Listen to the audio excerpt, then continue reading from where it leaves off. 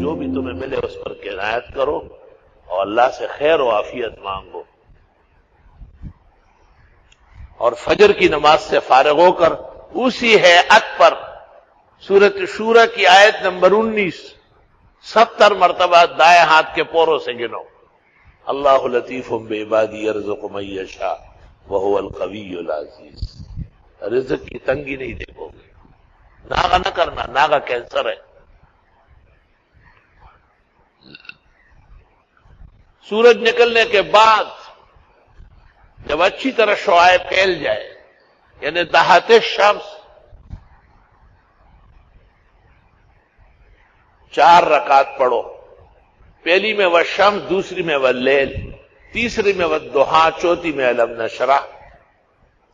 انشاءاللہ تعالی اللہ ہمیشہ ضرورت سے زیادہ عطا کرے گا۔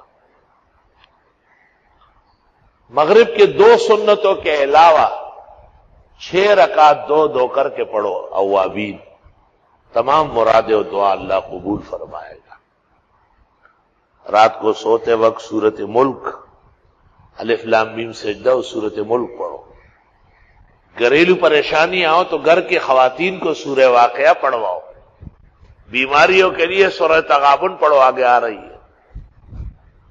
یہ سب خزائن اللہ نے ہمیں نصیب کیے ہیں، ہمیں مخلوق کی چاپلوسی کی ضرورت نہیں، ہمیں مخلوق کی دینی رہنمائی کی ضرورت ہے۔ الحمدللہ۔